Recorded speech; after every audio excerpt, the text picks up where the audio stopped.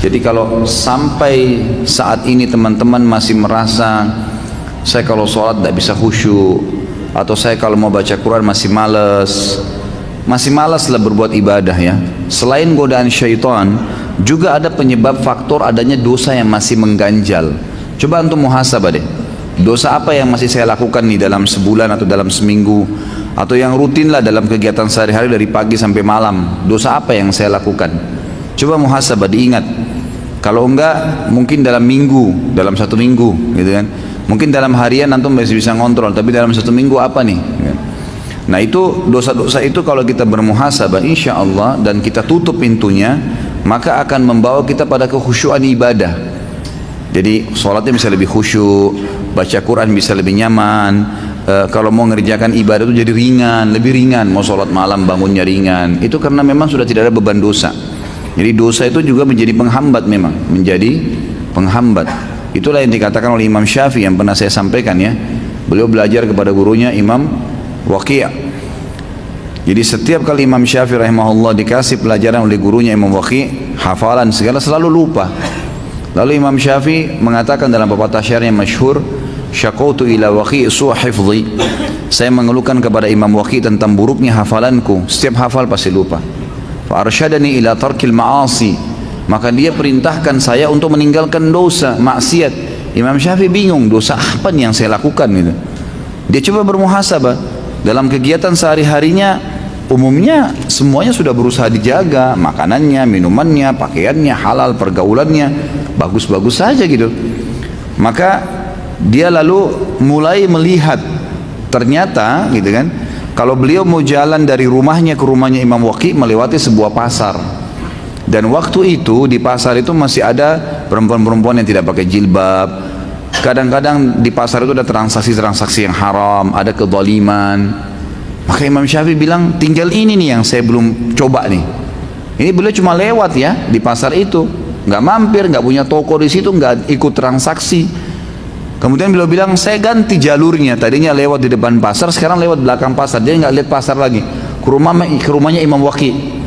Lalu dia hubungkan perkataan Imam Waqi' setelahnya, wa akhbarani bi anna ilma nur wa nurullahi la yu'ta li 'asi.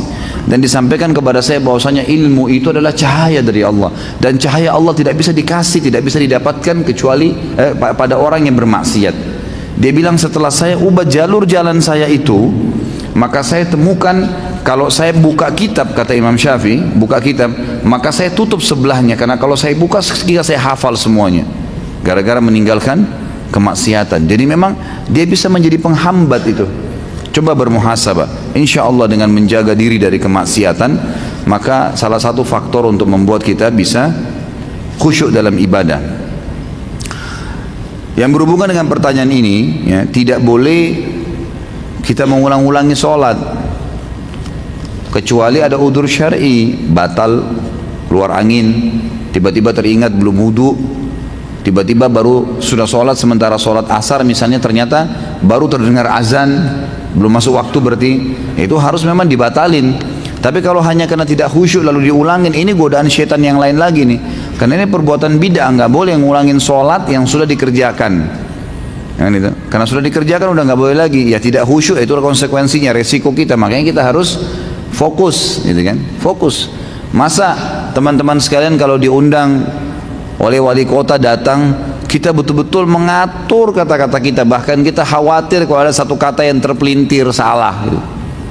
Masa kita sama Allah Subhanahu wa Ta'ala tidak bisa menjaga itu? Sudah ini cukup. Ini Masya Allah nih, jangan ditambah terus. Ini sampai jam 5 subuh kita nanti. Cukup akhi ya, cukup, jangan ditambah lagi. Tolong nanti didengar dulu, siapa tahu pertanyaan antum sudah dijawab. Jadi jangan diulangin ya, nggak boleh ngulangin sholat secara khusus, apalagi ya berhubungan dengan masalah sholat nih, nggak boleh diulangin kecuali ada udzur syar'i. Misal belum masuk waktu tadi gitu kan, maka baru masuk waktunya ya kita batalin, kita sholat lagi. Atau sudah selesai sholat ternyata memang belum masuk waktu, atau tidak punya wudu, atau salah kiblat, hal-hal yang mendasar itu diulangin gitu kan. Tapi kalau enggak, maka setahu saya nggak boleh, itu was-was ya. Apakah saya kena penyakit was-was? Ya jelas penyakit was-was, dan saya sarankan yang bertanya ini membeli buku yang pernah saya bawain, itu judulnya bahaya penyakit was-was, Dan di situ ada solusi-solusinya. Terbitan Pustaka Tazkiyah, harganya kurang dari 20.000 rupiah. Baca dan insya Allah mudah-mudahan poin-poin di dalam buku itu akan bisa memberikan jawaban kepada Anda. Salahkah jika seseorang memiliki sifat yang tidak disukai pasangannya, misal tidak romantis? Ya patokannya agama ya. Seorang muslim itu dia harus punya patokan agama. Selama agama perintahkan kita kerjakan, wajib atau sunnah. Selama agama larang kita jauhi, haram atau makruh. Itu patokannya kan. Makanya saya sering bahasakan setiap muslim di atas kepalanya ada bendera tulisannya Islam. Dia harus kembali kepada itu semuanya. Substansial bahasan, sifat misalnya karakter, suami istri tidak romantis. Tanya, romantis itu perintah agama atau bukan? Tidak romantis perintah agama atau bukan? Gitu kan? Jelas dalam agama kita disuruh romantis. Cuman memang penjelasan romantis ini yang mesti dijabarkan. Banyak ikhwan dan akhwat salah faham nih. Jadi romantis itu ada orang hanya terkurung di substansialnya lagi romantis. Misal bagi dia romantis itu kalau SMS tulis kata-kata sayang. Kalau lupa tulis kata sayang nggak romantis. Ya, gitu. Tapi dia lupa nih, pasangannya kalau tidur sudah pakai minyak wangi, udah ngobrolnya enak, itu nggak romantis bagi dia. Romantisnya kalau tulis SMS dengan sayang, ini salah gitu kan. Itu salah satu cabangnya. Termasuk dalam agama kita, dalam bahasan ilmu tarbiyah namanya, ilmu pendidikan dan ilmu kejiwaan dalam Islam, keromantisan itu masuk di dalamnya adalah kalau pasangan bisa mengerti tentang keadaan pasangan, itu romantis. Misal pasangan kita lagi sedih, kita mengerti, kan itu pada saat itu kita malah menghiburnya, itu romantis tuh. Yang orang tidak pikirin tuh, karena selalu pikirannya romantis itu hanya kalau bercumbuan, hanya kalau ketawa-ketawa. Enggak, suka duka selalu bersama itu namanya romantis, gitu kan? Jadi pada saat pahit pun keadaan pasangan kita lagi sedih, kita lagi ada keperluan, ya sudah kita redam kemauan kita. Baru saya bilang jangan ditambah. Baik, karena orang tua kita hormatin, jazakallahu khair. Jadi fahamin itu definisi romantisnya dulu ya. Tentu ini saya berikan poin ini dulu ya. Artinya coba lihat ke semua lini kehidupan. Dan kadang-kadang ada hal-hal yang membuat mungkin misal suami lagi pusing dengan pekerjaannya, utangnya banyak, mungkin orang tuanya bercerai, apalah masalah-masalah yang dihadapin sama dia gitu kan. Mungkin di tempat kerja ada masalah yang sedang dihadapin, mungkin dia diberikan tugas-tugas yang beban berat, sementara istri di rumah butuh, dia masakannya pengen diicipin sama suaminya. Suaminya pulang telat karena kelaparan di jalan, makan di pinggir jalan, yang sudah lapar sudah nggak tahan lagi. Baik, alami seperti itu. Kemudian dia pulang ke rumah, istrinya bilang makan dong. Aduh saya sudah kenyang tadi. Nah, patok saya sudah makan. Di sini keromantisan yang terjadi adalah kalau istri mengatakan ya sudahlah nggak apa-apa. Itu termasuk romantis. Atau si suami mengatakan, baiklah saya makan sedikit ya, tapi memang saya sudah kenyang, cuma supaya tidak mengecewakan kamu saya makan, gitu kan? Dimakan sebagian, kita bagi dua ya, gitu kan? Kan begitu. Itu masuk dalam romantis. Jadi kita mengerti keadaan pasangan adalah bagian daripada itu. Ini satu sisi. Sisi yang lain, memang teman-teman sekalian, orang berumah tangga itu, kata para ulama, syaitan akan berusaha mengangkat keromantisan itu. Orang kalau suami istri, walaupun pasangannya itu bersih, wangi, seringkali dibuat males gitu. Seringkali dilihat sama dia sesuatu yang biasa saja, gitu kan. Tapi kalau sama pacarnya biar nggak sikat gigi mau dicium, gitu kan. Kalau pasangannya sudah bersih nggak mau, ini gimana ini? Haram. Syaitan hiasi di sini, setan. Karena syaitan itu bisa meredam syahwat, bisa memberikan syahwat, bisa membuat orang marah, bisa membuat orang tidak marah, gitu kan. Bisa kadang-kadang orang cuman duduk sebentar dibuat menghayal apa sama syaitan, bisa tiba-tiba syahwatnya bangkit seketika, gitu kan. Maka syaitan bisa menguasai. Makanya kita selalu beristiadah, gitu kan. Istiadah, auzubillahi minasyaitonirrajim. Dan ketahui bahwasanya romantis bagian daripada ibadah. Ibadah itu. Jadi kita baik dengan pasangan, gitu kan. Kita ramah dengan dia, kita ingatkan kalau dia salah. Itu semua bagian daripada keromantisan dan termasuk tadi pengertian terhadap keadaannya. Adakah cara untuk menarik kembali janji atau nadar yang telah terucapkan oleh seorang? Misal, dulu pernah janji sama Allah untuk tidak mencuri lagi. Kalau mencuri lagi, tindakan apa ini? Kalau mencuri lagi, timpakan kesialan apa ini? Kalau mencuri lagi saya nggak ngerti ya. Baik, sebulan setelah janji itu dia mencuri lagi dan benar tertimpa sial, gitu kan. Bagaimana caranya agar kesialan itu bisa hilang? Saya tidak tahu ya yang dimaksud kesialan ini seperti apa, tapi yang jelas kalau dalam bahasa agama kita, al-jaza min jinsil amal, kata Nabi SAW. Balasan akan datang sesuai dengan kadar perbuatan seseorang, gitu kan. Dan ini sudah salah satu dosa besar pernah kita bahas masalah poin itu. Balasan akan datang sesuai dengan kadar perbuatan seseorang, tapi saya tidak ingat urutannya. Yang jelas panjang lebar saya jelaskan waktu itu. Kalau kita menggibah, kita akan digibah. Kalau kita mencuri, kita akan dicuri, kan gitu. Itu umumnya. Jadi jangan heran setelah antum taubat pun tiba-tiba kita digibah. Coba muhasabah, mungkin dulu sebelum mengenal sunnah masih sering menggibah orang, maka ini efek jerahnya, gitu kan. Udahlah, pembersihan dosa sabarin aja. Ya sudahlah, alhamdulillah ya Allah, mudah-mudahan kau jadikan ini pembersihan dosa saya. Udah, nggak usah ikut-ikutan, sibukkan diri dengan membaca Al-Quran tentang kegiatan positif seperti itulah ya.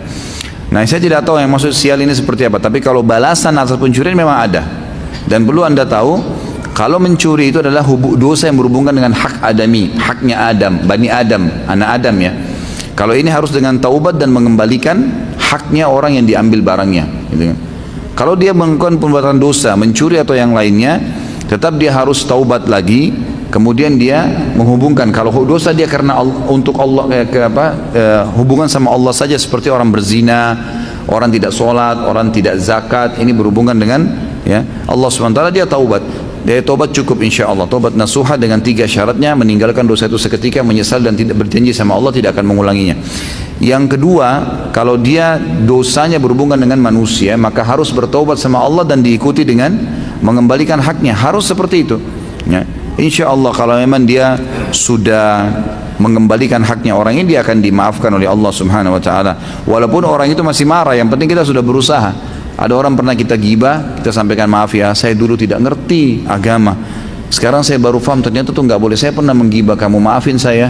Oh, saya nggak mau maafin kamu, nggak apa-apa. Yang penting kita sudah bilang. Yang penting tulus meminta maaf, walaupun dia belum maafkan, insya Allah sudah diampuni oleh Allah SWT. Asal kita tulus.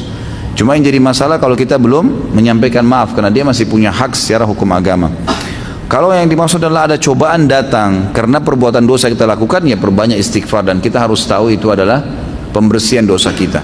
Kalau yang dimaksud sial ini mungkin ada sesuatu yang menimpa dia merupakan cobaan, insya Allah akan terangkat setelah dia taubat nasuha.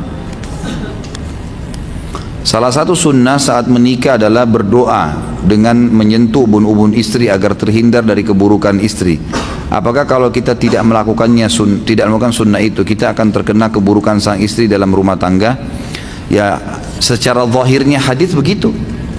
Zahirnya hadis adalah seseorang kalau masuk menemui istrinya sebelum dia melakukan apapun, maka dia disunnahkan mengerjakan sholat 2 rakaat.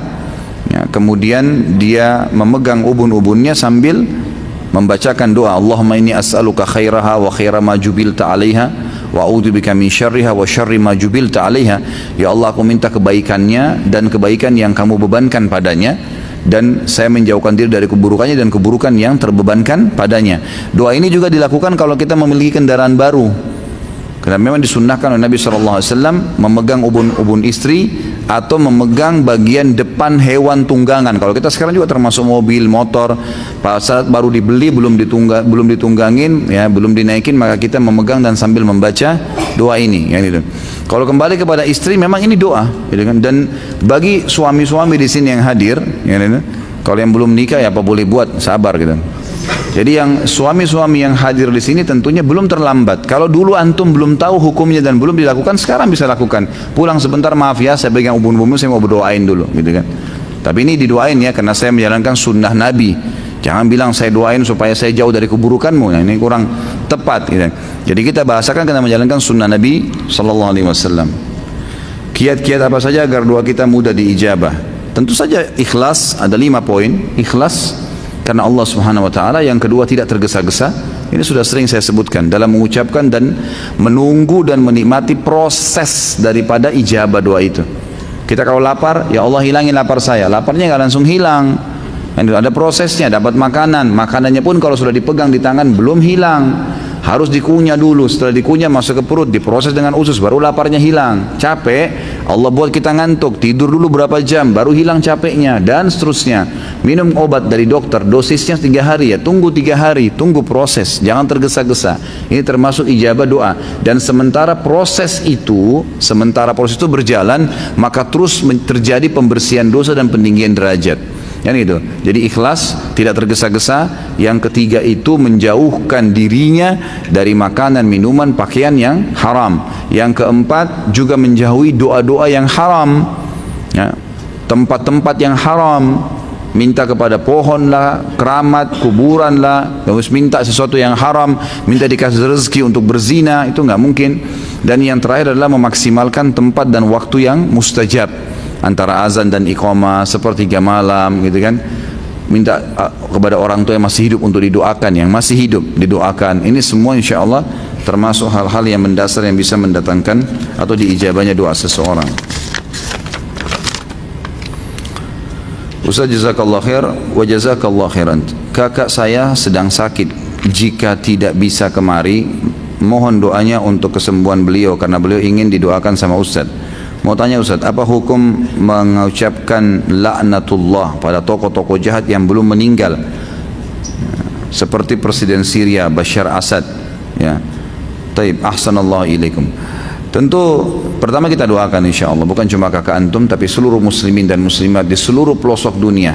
Kita yakin Allah SWT sekarang sedang melihat kita karena memang Dia maha melihat, maha mendengar. Dan kita memohon dengan namanya Allah yang paling agung, yang kalau dipanggil dengan nama itu Allah, maka secara otomatis Dia akan terima doa-doa dan Dia akan mengampuni dosa-dosa, agar menyembuhkan kakak antum ini, kakak penanya tadi, dan seluruh muslimin yang sedang tertimpa sakit, dan juga seluruh orang yang sedang terlilit utang, insya Allah dilunasi utang-utangnya. Hukum mengucapkan laknatullah boleh, semoga Allah melaknat, kalau orang itu layak mendapatkan laknat.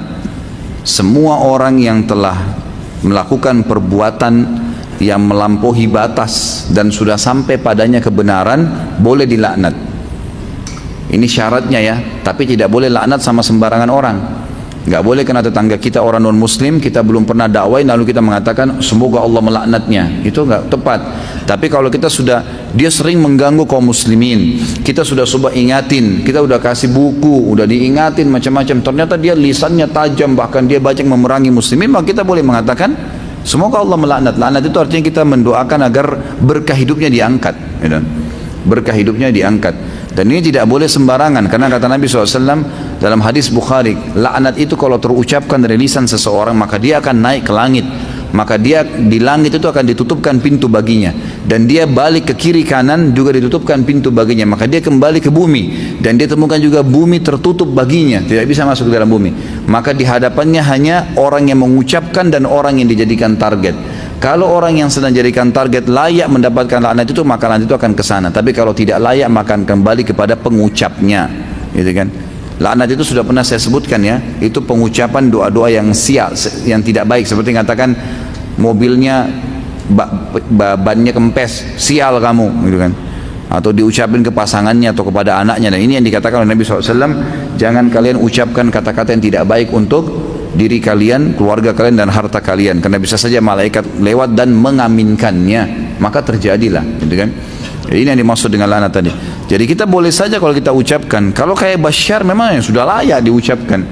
Kalau Bashar itu bukan hanya sekedar diucapkan masalah dia dikena laknat, semoga Allah SWT memang menyelesaikan permasalahan yang sedang dilakukan. Sudah berapa ratus ribu kaum muslimin yang dibantai sama dia dengan tidak merasa itu dosa, gitu kan? Orang seperti ini sudah sangat luar biasa ini. Kalau yang saya tahu para ulama sudah membolehkan mengucapkan doa-doa yang seperti itu. Jika anak sudah meminta untuk menikah, namun orang tua merasa anak itu belum mapan karena baru bekerja 3 bulan di kantor yang baru, kondisi ekonomi orang tua juga sedang tidak baik, maka orang tua menginginkan untuk diundur rencana pernikahan anak tersebut minimal tahun depan dengan alasan supaya lebih matang persiapan dan juga lebih mapan. Apakah alasan orang tua tersebut syar'i? Tentu disesuaikan dengan kondisi ya.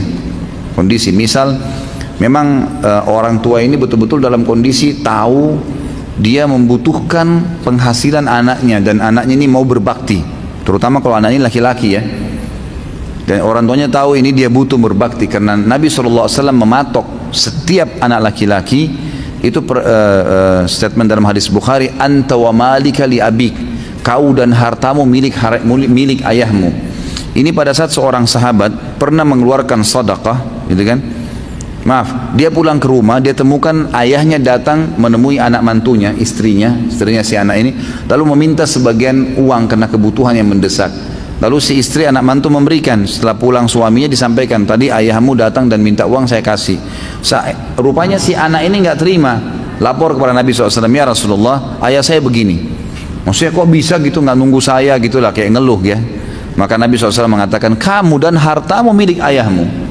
Jadi kalau kita lihat kondisional ya, kalau memang si ayah ini mungkin betul-betul tahu dia lagi sakit, dia butuh, dia mungkin selama ini sekolahkan anaknya, kondisinya memang begitu, dia butuh, minta hanya ditunda tahun depan, itu satu sisi. Sisi yang lain, si anak juga masih bisa mengontrol syahwatnya, dalam arti kata insya Allah tidak terus pada yang haram, maka lebih baik diikutin orang tuanya, ditunda saja, itu masuk udzur syar'inya. Tapi kalau tidak, hanya karena tadi, kalau selama ini alasan yang tadi saya baca ini hanya sekedar urusan duniawi saja ya, hanya karena dianggap baru 3 bulan kerja, hanya dianggap karena takutnya belum mapan gitu kan, maka ini tidak cukup ya. Apalagi kalau dipertemukan dengan kondisi anak yang memang butuh istri, nggak bisa ditunda. Saya sering nasihatin banyak sekali orang tua di pengajian-pengajian saya untuk tidak menunda pernikahan anaknya. Dan kalau masalah anaknya nanti takut khawatir menikah butuh biaya segala, ya biar anaknya menikah dengan orang yang sepadan gitu kan. Saya sudah sering sampaikan itu, menikahlah dengan orang gajinya cuma 2 juta per bulan, yang menikah dengan orang yang sepadan, baik keluarganya, mungkin orang-orang yang bisa yang menjangkau gaji itu, dan juga tetap tidak mengganggu ya pendapatan dia untuk diberikan kepada orang tuanya. Jika anak tersebut tidak mengikuti keinginan orang tuanya, apakah tetap mendapat ridha Allah? Tentu saya bilang tadi, sesuai dengan kondisional. Kalau ayah dan orang tua ibu ini cuma sekedar karena malu dengan masyarakat, menganggap nggak usah dululah, maka tidak ada udzur syar'i. Orang tuanya di sini tidak wajib dipatuhi, apalagi dalam kondisi anaknya memang mendesak. Dia takut kalau dia tidak nikah nih berzina nanti. Maka di sini dia mendahulukan, dia menikah saja, nggak masalah. Gitu kan? Bukan saya ajar supaya durhaka dengan orang tua, tidak. Karena di sini dia akan terjerumus pada yang haram.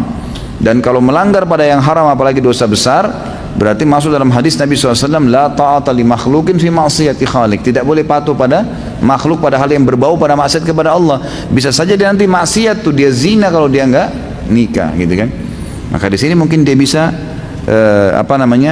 mendahului orang tuanya, khusus poin ini. Tapi ya lebih baik tentu kalau mencari ridhonya, gitu kan, berusaha untuk ngobrol baik-baik, menjelaskan dan seterusnya.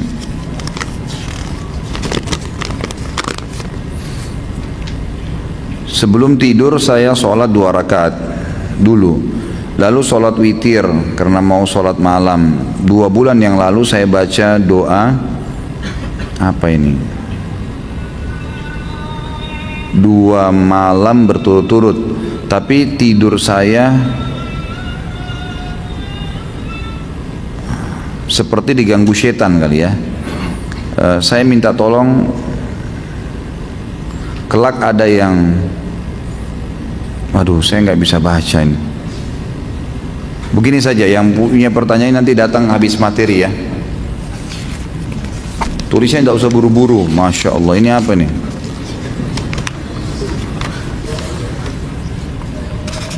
Nah, ini ada buhul-buhul nih. Gambar harimau. Assalamualaikum warahmatullahi wabarakatuh. Ustaz Khalid afwan, jika sebelumnya menanyakan tema dosa besar syirik, Anda mau konsultasi saat ini karena ada udzur, kami sementara pindah rumah ke tempat mertua.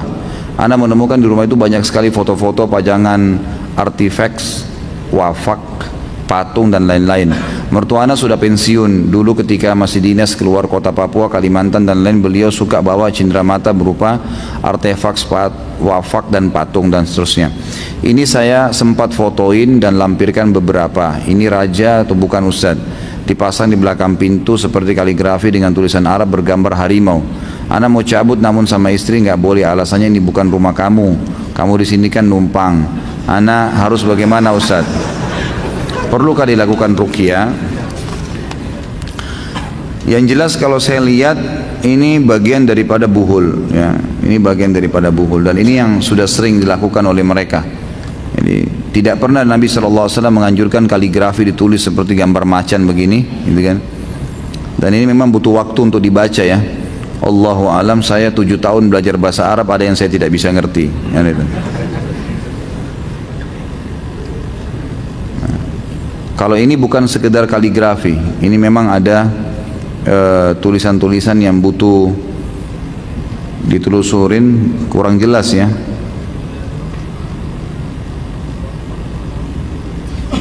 Ya, tapi umumnya gambar-gambar seperti ini, gambar pedang, di dalamnya ada tulisan, gambar hewan seperti ini bagian daripada buhul-buhul. Ini biasanya alasannya untuk menjaga rumah, untuk menjaga keluarga dari hal-hal yang buruk. Nah, karena orang Islam yang minta, maka secara otomatis diberikan itu ditulis dalam bahasa Arab. Ini kepala manusia dari batok kelapa, dari irian, dan wafak dari kayu yang diikat serabut dari ekor binatang. Subhanallah. Ya, ini semua bagian daripada buhul-buhul yang saya tahu ya. Kalau bukan diistilahkan juga raja, karena raja yang saya tahu biasanya ditaruh di rumah, ya, di atas rumah, di atap rumah. Kalau ini memang biasanya buhul yang ditaruh di rumah, biasanya ini untuk kekebalan, kalau yang seperti ini, gambar-gambar ini, atau misalnya menjaga keluarga dan seterusnya. Kalau saran saya memang, jangan dicabut dulu, tapi caranya adalah tanyakan baik-baik sama mertua. Pada waktu lagi santai, lagi berdua, ngobrol, apalagi mertua kan mahram, walaupun itu misalnya lawan jenis, bisa ngobrol, apalagi kalau ada mertua laki-lakinya ngobrol, tanyakan kira-kira historinya seperti ini apa sih gitu loh, pengalaman ini apa ceritanya nih patung yang itu, misalnya ditanyain dulu semuanya, jadi biar dia jelasin gitu loh. Biasanya kita kalau tahu apa sebabnya orang melakukan satu perbuatan, lalu kita memperbaiki dari sebab itu, insya Allah akan lebih cepat gitu kan. Setelah dia jelaskan semua, tinggal dilihat sekarang apa alasannya. Kalau mungkin cuma sekedar cenderamata dia nggak ngerti, itu lebih mudah tuh. Tapi kalau dia tahu, dia yakin ini punya kekuatan, nah itu yang butuh sedikit ya, sesuatu yang intens. Tinggal dilihat beliau ini seperti apa sih, terima masukan atau tidak, atau mungkin hobi baca buku ya, itu bisa. Kalau hobi baca buku, tepat kita dikasih buku rumah-rumah yang tidak dimasuki malaikat yang sering saya bawa tuh, itu insya Allah bisa diberikan gambaran. Kalau tidak, maka dia yakin itu punya kesaktian dan segalanya, bisa dikasih buku membongkar praktik sihir dan perdukunan. Sudah pernah saya kasih lihat juga bukunya, kecil, harga 12-15 ribu rupiah, diperlihatkan kepada mertua tadi, sambil didoakan tentunya. Jadi saya sarankan memang tidak langsung mencabutnya, karena nanti malah efeknya dia tidak menerima dakwah. Tapi coba duduk, bicarakan seperti tidak ada apa-apa, sambil diambil informasi, dari informasi itulah antum memperbaikinya. Allahu alam. Bagaimana hukumnya ketika dalam sholat berjamaah pada saat tahiyat akhir ada makmum yang melakukan sujud lama sekali, padahal imam takbir dan sudah tahiyat akhir? Bukankah sebagai makmum gerakan kita harus mengikuti imam dan tidak boleh mendahului dan sengaja melambatkan gerakan? Tentu di sini khilaf di antara ulama. Yang paling ringan pendapat Imam Syafi'i rahimahullah, yang mengatakan bolehnya makmum terlambat dari gerakan imam tapi maksimal 3 gerakan, gerakan tidak meninggalkan gerakan yang ketiga. Misal kita lagi takbir, lagi membaca Al-Fatihah misalnya, gitu kan, imamnya sudah ruku, Al-Fatihah kita belum selesai. Dalam mazhab Syafi'iyah dia selesaikan Al-Fatihahnya, gitu kan, walaupun imamnya sudah ruku. Imamnya sami Allahu liman hamidah, dia masih punya kesempatan menyelesaikan Al-Fatihahnya, tapi dia harus ruku sebelum imam sujud. Itu sebelum pindah ke gerakan yang ketiga dari gerakan dasar yang dia lakukan. Tapi kalau jumhur ulama mengatakan dia sudah harus berhenti. Jadi pada saat imamnya Allahu Akbar, dia Allahu Akbar, sami Allahu liman hamidah, sami Allahu liman hamidah, dia berdiri gitu loh. Jadi dia ikuti imamnya sesuai dengan sabda Nabi SAW, innama ju'ilal imam liyutamma bihis shalah. Jadi yang saya ketahui, Allahu alam, tidak usah terlalu lama sujudnya ya dalam sholat berjamaah, kecuali imamnya memang cepat sekali ya. Misalnya imamnya itu ada yang tidak faham agama atau tidak faham sunnah Nabi SAW, dia Allah Akbar buru-buru, antum belum baca sekalipun dia sudah bangun. Nah itu antum bisa pertahankan bacaan 1-3 kali baru berdiri, itu nggak ada masalah. Tapi yang dimaksud sini yang saya tangkap, orang ini memang lama sujudnya gitu kan, sementara imam sudah tahiyat. Nah, ini tidak boleh. Yang lebih kuat pendapat jumhur tidak boleh. dia harus segera mengikuti imamnya. Masalah dia mau lama sujud, dia mau lama bacaan lebih tumakninah, nanti dia sholat sunnah sendiri. Insya Allah itu tidak ada masalah. Mohon nasihat Ustadz, kantor mengajukan saya untuk bekerja di kantor klien. Untuk itu pihak HRD mengirim CV saya ke klien untuk direview dan akhirnya disetujui oleh klien. Ternyata pihak kantor merubah CV asli saya dan dimodifikasi agar masuk kriteria yang dibutuhkan klien. Seperti merubah masa kerja saya menjadi 3 tahun, aktualnya 2 tahun, merubah posisi dan jabatan saya, dan saya diminta untuk mengaku sebagai karyawan tetap padahal status saya karyawan kontrak. Apakah gaji yang akan saya dapat dari pekerjaan ini halal Ustaz? Karena mengetahui akan kebohongan dan manipulasi data tersebut, saya takut apa yang akan saya dapat ini adalah harta haram. Tentu kalau Anda tahu dari awal nggak boleh, haram, tolak, gitu kan? Tolak. Saya sudah bilang, tinggalkan kebohongan, tidak boleh, apapun alasannya. Kata Nabi SAW, lazimi kejujuran walaupun depan mata kalian kehancuran. Disuruh dusta nih oleh perusahaan, kalau kau nggak berusaha saya pecat lebih baik, gitu kan? Nabi Yusuf AS disuruh pilih zina dengan tuannya atau masuk penjara. Dia nggak peduli, padahal dia tinggal zina saja enak-enak. Dia tinggal nikmatin sama istri tuannya, semua perempuan-perempuan itu Mesir juga, sampai disebutkan dalam sebuah athar, wanita-wanita dari Mesir itu berkata kepada istrinya, meraja waktu itu, kalau dia berhasil mau zina sama kamu, saya juga mau berzina sama Yusuf, yang penting Yusufnya mau, saya bayar berapa saja. Jadi kayak sudah dikontrak nih, asal mau aja. Lalu kata istrinya raja, dia pilih, dia berzina, ikuti kemauan saya atau saya penjara. Yusuf mengatakan apa? Penjara. Haram dan halal, tinggalkan haram, konsekuensinya tertinggal masalah dunia, nggak apa-apa. Tinggalkan. Apa yang terjadi? Hanya di penjara sejenak, sebentar. Habis itu Allah angkat derajatnya jadi menteri, kemudian jadi raja, gitu kan? Jadi seperti itu. Makanya kita jangan toleransi tentang masalah seperti ini. Kalau perlu memang itu, kalau kita tahu dari awal. Kalau tidak tahu dari awal, kita tidak tahu sama sekali. Ternyata rekayasa dari kantor, gitu kan? Kemudian kita masuk di sebuah perusahaan, kita sampaikan kepada perusahaan kita yang kerja, maaf ini saya baru tahu datanya Anda buat palsu begini dan saya tidak terima ini, saya nggak bisa. Sudahlah, kau sudah enak kerja, enggak, saya nggak mau. Silakan tunjuk pegawai lain, saya akan kembali ke perusahaan ini, yang itu. Atau bahasakan, kalau tidak saya bahasakan apa adanya dengan perusahaan yang sekarang saya kerja, perusahaan klien ini. Memang begitu. Kita harus punya prinsip dasar, nggak bisa gitu. Untuk apa kita mau mentoleransi pada hal-hal yang haram? Ya, daripada kita masuk ke dalam neraka gara-gara hal seperti ini, bahasakan. Kalau dia tetap tidak mau, kita bahasakan klien ini sebenarnya datanya itu seperti ini loh. Saya ini seperti ini, saya ini seperti ini. Tapi saya bisa menunjukkan kualitas kerja. Kalau diterima ya sudah, alhamdulillah. Kalau enggak ya sudah, tidak ada masalah. Terus saya berhenti di perusahaan saya, Ustaz. Ya Allah, pemberi rezeki Allah, bukan pimpinan perusahaan kita. Kenapa kita selalu kurung diri kita di situ? Saya sudah bilang kan, jangan kurung diri kita di bingkai kehidupan yang kita buat sendiri. Saya kalau tidak minum kopi pagi hari, kepala saya pusing bener nanti, gitu kan. Saya kalau tidak nikah sama orang ini, saya gila bener nanti, gitu kan. Gak usah, ya dobrak itu. Insya Allah Allah pemberi rezeki. Amalan-amalan apakah yang dapat menghapus dosa-dosa besar? Taubat nasuha, gitu kan. Yang saya maksudkan adalah dosa-dosa selain berbuat syirik dan durhaka kepada orang tua. Taubat nasuha tentunya. Taubat, tinggalkan dosa itu. Dan saya sudah bilang tadi, kalau dosa itu berhubungan dengan Allah, taubat nasuha. Kalau berhubungan dengan makhluk, diikuti dengan ya mengembalikan haknya. Pak Ustaz, apa hukumnya menggunakan fasilitas perusahaan untuk kepentingan pribadi dan keluarga? Kalau perusahaan bolehkan silahkan. Misal Anda punya jabatan tertentu, lalu kemudian dikasih fasilitas mobil, ini silakan pakai fasilitas mobil, masya Allah. Fasilitas mobil dikasih, gitu kan? Oleh perusahaan dikasih, silakan pakai. Memang untuk dipakai, tidak dikasih syarat. Misalnya, ini hanya untuk dipakai dari rumah ke kantor ya, maka boleh dipakai, terserah untuk kebutuhan keluarga. Atau kalau mau lebih aman, tanya, ini mobil yang saya dikasih oleh perusahaan ini, saya bisa pakai untuk kepentingan pribadi enggak?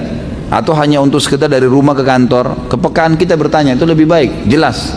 Oh nggak apa-apa kalau mau keluar, jadi saya kalau mau keluar misalnya weekend, bawa keluarga saya makan, keluar, itu boleh nggak? Oh boleh aja, nggak apa-apa, ya sudah, berarti nggak masalah, gitu kan? Tapi yang tidak boleh ikhwani, ini hati-hati ya, nggak boleh pulpen, kertas kantor dibawa ke rumah, bagi-bagi sama ponakan, bagi-bagi sama keluarga. Ini banyak di kantor saya, ini nggak boleh. Fasilitas kantor nggak bisa, gitu kan? Atau kita pakai telepon sembarangan, nggak boleh. Harus kita tahu yang mana yang boleh-bolehkan, mana yang enggak. Jadi kita bedain, dipilah. Hati-hati, itu akan ada konsekuensinya. Jadi nggak boleh sembarangan memakai fasilitas kecuali yang dibolehkan saja. Apa hukumnya bekerja di bursa saham? Ya tergantung sahamnya. Kalau saya, Allahu alam, yang saya tahu pendapat ulama mengatakan boleh saja, tapi dilihat saham apa yang sedang dipertahankan, saham apa yang sedang dijual. Kalau berhubungan dengan perusahaan-perusahaan yang haram, ya haram.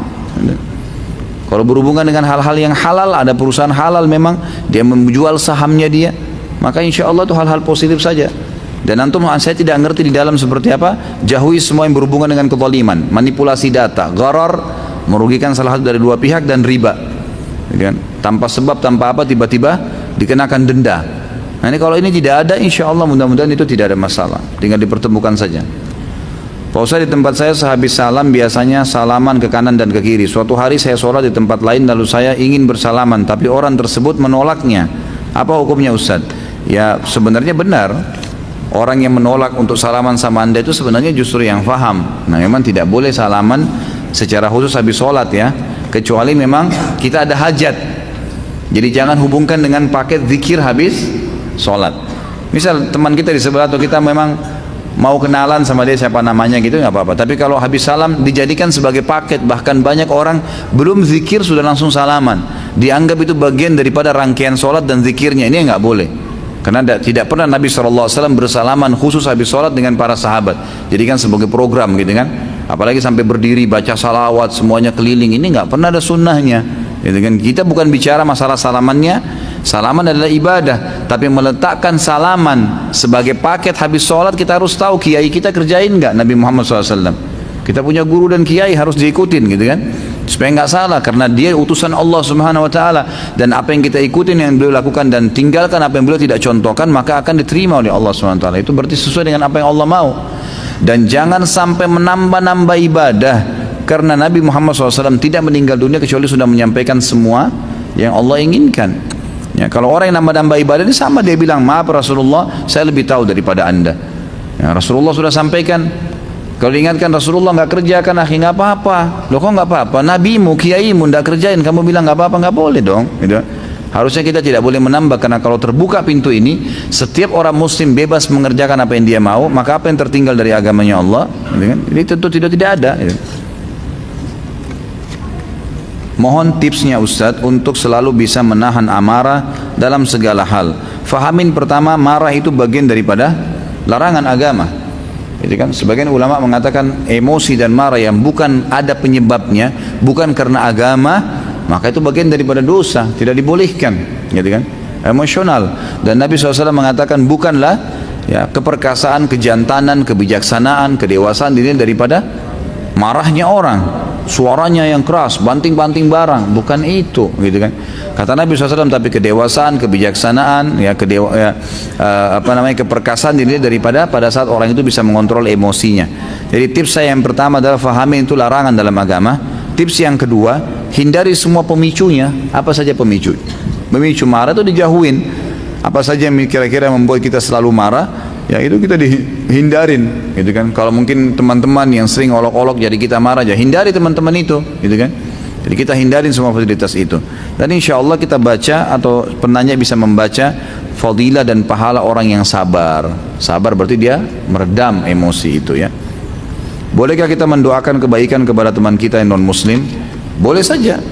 Misalnya yang paling baik itu hadiah paling baik Anda doakan supaya dapat hidayah. Boleh. Ya Allah berikan hidayah. Bolehkah kita mendoakan non muslim agar sembuh? Boleh kalau dari penyakitnya. Gak ada masalah, kita doakan. Yang tidak boleh kita mendoakan kalau dia sudah meninggal dalam keadaan kufur lalu kita doakan. Ini yang tidak boleh setahu saya. Sebagaimana dalam riwayat dikatakan Nabi SAW mengatakan, saya menziarahi kuburan ibu saya, kemudian Tuhan saya minta izin kepada Tuhan saya menziarahi kuburan ibu saya diizinkan, dan saya minta agar beristighfar untuk ibu saya tidak diizinkan karena Aminah meninggal dalam keadaan kufur, menyembah berhala, ibu Nabi SAW, gitu kan. Maka Allah tidak izinkan untuk itu. Nabi Nuh alaihissalam waktu anaknya tenggelam, Allah Subhanahu wa taala tidak izinkan dia untuk ya, tidak dikabulkan doanya agar anaknya diselamatkan karena meninggal dalam keadaan kufur. Nabi Ibrahim alaihissalam ayahnya, gitu kan. Jadi kita lihat banyak sekali. Nabi Lut istrinya dengan Nabi Nuh juga ya. Bagaimana cara membayar hutang kepada orang yang berjualan sedangkan orang tersebut sudah tidak berjualan di tempat tadi? Jadi kalau memang tidak ditahu sama sekali, ya sudah, sedekahin aja. Semua utang yang kita tidak sempat bayar dan tidak ditemukan lagi orangnya, maka sedekahkan saja dengan nilai itu. Kalau kita tahu tentunya tempatnya, mungkin ada yang kenal dia. Apalagi kalau di tempat kajian, ya. Kalau di tempat kajian itu biasanya bisa kita tanyain kepada siapa yang sering hadir di situ, mungkin mereka tahu. Kalau sama sekali tidak ditemukan, sedekah saja. Jika seorang kafir yang terlebih dahulu menutup hatinya dari jalan Allah Subhanahu wa taala, bagaimana dengan seorang bayi yang terlahir dan orang tuanya yang kafir, yang otomatis menjadikan bayi tersebut seorang kafir? Apakah bayi tersebut juga terlebih dahulu menutup hatinya kepada Allah Subhanahu wa taala? Tentu saja tidak. Tentu saja tidak. Semua orang, kata ulama, sampai detik terakhir sebelum meninggal Allah datangkan sinyal hidayah, semua, nggak terkecuali. Kalau antum punya teman orang-orang kafir, coba lemparkan pertanyaan, kamu tahu nggak tentang Islam? Umumnya tahu. Kamu pernah dengar tentang Islam? Kamu pernah baca buku tentang Islam? Ada nggak keluarga kamu yang Islam? Umum semua jawabannya ada, iya, gitu kan? Mereka dapat sinyal hidayah. Anak ini dalam keadaan kafir, kemudian kalau dia dewasa, mulai dia beranjak, Allah SWT berikan terus petunjuk tuh, terus diberikan petunjuk, sinyal, tinggal dia peka menangkap. Kan saya sudah pernah jelaskan, ikhwani, tidak mungkin Allah SWT turunkan tangan dari langit, tapi Allah SWT datangkan sinyal, gitu kan? Misal kita dengarkan azan, ada peringatan tuh, ada dalam hati kita bisikan dari para malaikat tuh, waktunya sholat, gitu kan? Kalau kita peka tangkap, kita sholat, ya kita dapat pahalanya, gitu kan? Seperti itulah, jadi sinyal datang selalu kepada setiap orang. Apakah dengan mengerahkan segala menyerahkan segala puji hanya untuk Allah SWT adalah cara yang paling tepat untuk kita bisa berbuat ikhlas? Tentu saja, ya, tentu saja. Kita semua segala satu karena Allah itu adalah ikhlas.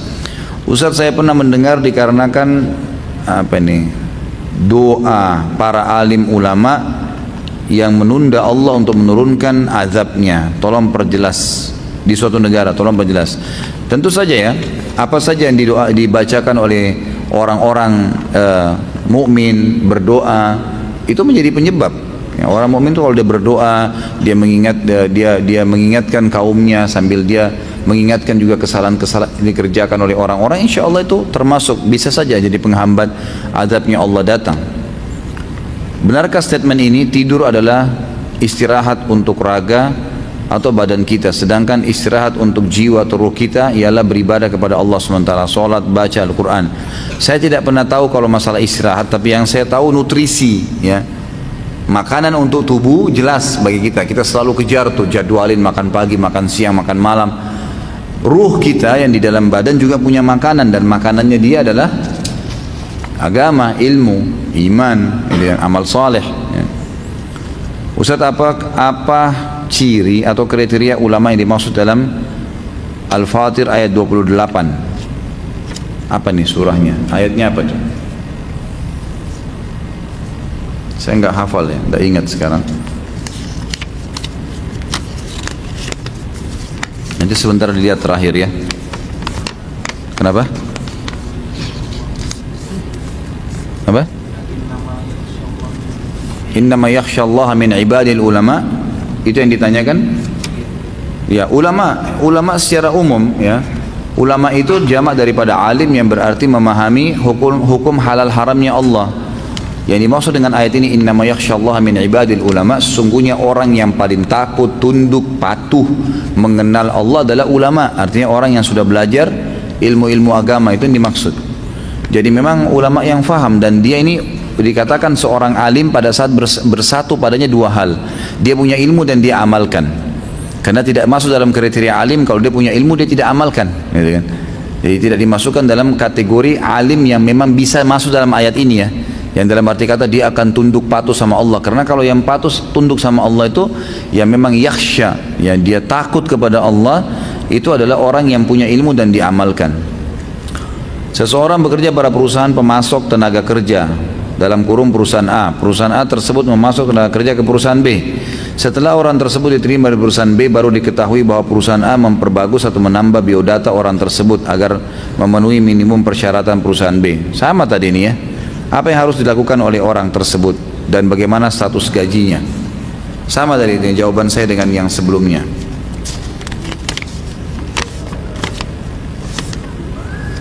Ustaz, bagaimana hukumnya berjualan kue untuk hari raya non-muslim? Saat ini kami berjualan kue berdasarkan pesanan, yang mana ada kolega kami non-muslim yang memesan kue kami untuk disajikan pada hari raya mereka. Mohon nasihatnya Ustaz. Setahu saya tidak boleh. Setahu saya tidak boleh. Karena kita tidak boleh mendukung apapun yang berhubungan dengan ibadah mereka. Tidak boleh. Kata Nabi SAW, ya, man tasyaba biqaumin fahuwa minhum. Siapa yang ikut-ikutan dengan satu kaum, dalam arti kata mendukung semua yang berhubungan dengan kaum itu yang salah, maka dia golongan dari orang itu. Itu pertama. Kemudian juga Nabi SAW mengatakan dalam hadis lain, hadis sahih riwayat Imam Ahmad, kalau ahli kitab Yahudi Nasrani sedang beribadah, jauhilah, karena laknat Allah sedang turun kepada mereka. Ini hadis sahih, gitu kan? Jadi memang kita dilarang. Allah alam, yang saya tahu lebih baik jangan, ya, ambil pesanan orang-orang muslim atau orang non muslim tapi yang sifatnya tidak berhubungan dengan ibadahnya. Kita punya rumah makan, non muslim pesan makanan untuk dia makan pribadi, untuk keluarganya, ini tidak ada masalah. Tapi kalau sudah berhubungan dengan acaranya, maka tidak boleh. Berkenaan dengan uban yang Ustaz sampaikan, bagaimana dengan kedudukan hadis bahwa uban akan menjadi cahaya pada hari kiamat, hadis Abu Daud? Enggak bertolak belakang kan? Enggak bertolak belakang, artinya tadi kita sebutkan uban itu kalaupun ada, dia akan menjadi cahaya hari kiamat, ya. Itu tidak bertolak belakang. Nabi SAW punya 3 lembar uban, itu akan jadi cahaya. Kalau antum maksudnya adalah lebih baik uban semua daripada rambut hitam, nah ini mungkin bahasan sendiri, gitu kan? Yang kita lihat adalah bagaimana Nabi SAW secara kondisi fisiknya begitu, ya, secara kondisi. Dan pernah Abdullah bin Umar radhiyallahu anhuma, beliau memiliki jenggot, ya, yang sebagian lembarnya berwarna putih. Lalu Nabi SAW suruh untuk diberikan warna-warna merah, ya, ke warna merah dan bukan warna hitam, sehingga tidak kelihatan putih itu. Dari Nabi SAW seperti itu berlakunya yang saya tahu. Ana memiliki usaha di bidang kuliner, yang mau ana tanya, kalau untuk karyawan sistem pemberian tunjangan kesehatannya bagaimana Ustaz? Karena kalau BPJS kan belum halal. Yang saya tahu Allahu alam, antum lowongkan saja persentase bulanan untuk kesehatan ini, atau kalau tidak maka pada saat dia sakit, gitu kan, ditulis di akad kerjanya, kalau sampai pegawai ini sakit dan membutuhkan biaya, maka akan ditanggung oleh perusahaan, atau ditanggung oleh perusahaan 50% kah, gitu kan, kalau ada operasi, kalau ada anda, kalau sakit-sakit ringan ya dia biayai dirinya sendiri. Itu yang saya tahu, yang saya bisa beritahukan. Karena kalau ngikutin asuransi maka bahasanya kemana-mana lagi nih, kan itu. Cukupkah istighfar dan bersyukur sebagai obat hati, atau atas semua kesalahan yang lalu? Allahu alam, yang saya tahu untuk mengobati hati cukup, insya Allah, mudah-mudahan, ya. Artinya dengan istighfar berarti mengakui kesalahan, dengan bersyukur maka insya Allah itu satu hal yang positif, insya Allah cukup untuk mengobati penyakit hati. Bagaimana balasan Allah? Tentu ini juga dengan dikeluarkan penyakit-penyakit hatinya, ya. Biar juga banyak istighfar, biar juga banyak bersyukur, tapi kalau penuh dengan hasud maka sama saja. Sama tadi kalau ruangan itu, ini ada tulang-tulangnya, makanan bekasnya dibersihkan nih, tapi jendela sama pintunya dibuka, ada lagi sebentar sejam kemudian kotoran lagi, maka sama aja, gitu kan. Bagaimana balasan Allah terhadap dosa yang telah lalu dalam konteks sebab dan akibat? Apakah akan dihabiskan di dunia atau akan disisakan di akhirat nanti? Tentu kalau dia taubat bersih, udah nggak ada. Karena kata Nabi SAW dalam hadis sahih riwayat Abu Daud, at-taubat tajubbu ma qablah, ya, at-taubat tajubbu ma qablah. Jadi taubat itu membersihkan semua yang lalu-lalu, jadi sudah tidak ada lagi, asal dia taubat, insya Allah. Apabila kita dizalimi seseorang, dapatkah kita memohon percepatan balasan? Kan sudah saya jelasin tadi, boleh saja, tapi lebih baik kalau kita minta diberikan hidayah. Jika terlambat bangun setelah matahari terbit, masih bisakah kita sholat subuh? Bisa, tapi dengan syarat bukan disengaja, bukan sengaja, ya. Dalam arti kata gini, memang antum tidur kebablasan bangun, atau sempat terbangun cuma kayak orang tidak sadar tidur lagi, memang tidak bisa menguasain diri, kan? Maka itu tetap sholat. Tapi kalau ada orang emang dasarnya sudah dengar azan subuh, nggak mau sholat, gitu kan, Memang dia nggak mau sholat, ditunda semua. Bukan ditunda, memang dia tidak mau sholat. Mungkin setelah terbit matahari di kantornya, terus kemudian teman-temannya pada cerita semalam ada pengajian begini, terus dia sadar, oh iya ya berarti harus sholat ya. Nah kalau dia mau sholat subuh lagi sudah nggak boleh, karena dia sengaja tinggalin tadi. Kalau tidak sengaja ditinggalin, insya Allah bisa. Bagaimana cara agar hati tetap bersih sementara ada orang-orang yang terus menguji kita supaya hati kita jadi kotor? Ya, saya bilang tadi, batasi hubungan sama mereka. Ya, kontek-kontekan semaksimal mungkin kita batasi semua orang-orang yang bisa menyebabkan masalah dengan kita secara imaninya, hati kita jadi kotor, ditinggalkan.